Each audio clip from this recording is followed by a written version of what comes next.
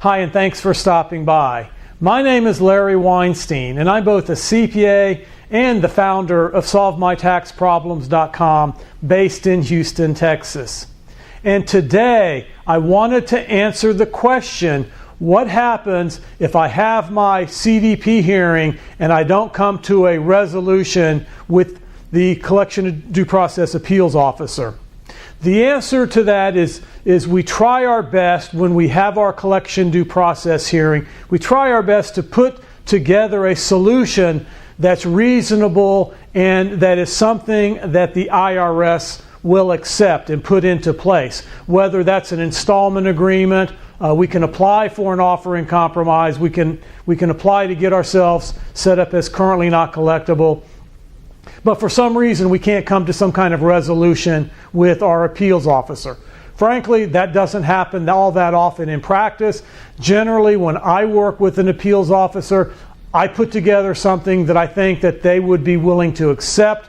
I know how their rules and regulations work, but if you do it on your own, maybe you're not real familiar with what their rules and procedures are, and you cannot come to some type of resolution with your appeals officer. Don't worry. If for some reason that you're unable to come to some type of resolution with your appeals officer, you have appeal rights. Basically, you can appeal your collection due process hearing. It goes up to a higher level. It goes up to a manager. Now, what the appeals person is going to do, they're going to look at what you presented to the appeals officer. They're going to look to see if your paperwork was in order, or that you were offering a fair amount on an offer, not even an offer in compromise, because they don't even work those. But if you're trying to get an installment agreement, they're going to look to see, is that an acceptable solution? Is that something that the IRS is willing to accept based upon their guidelines? So what they're basically doing is they're looking to see, was your appeals officer, the one that handled your collection due process hearing, did they follow the IRS rules? Did they treat you fairly?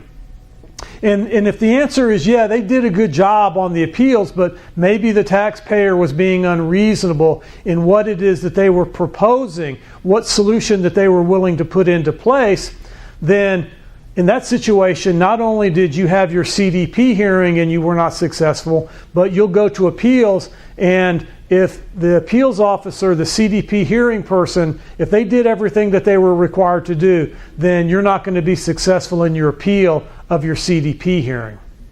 So that's it for today's video, where I answer the question, what happens if you go to a CDP hearing and you're unsuccessful in coming up with a solution? Thanks for stopping by. Look forward to seeing you again real soon.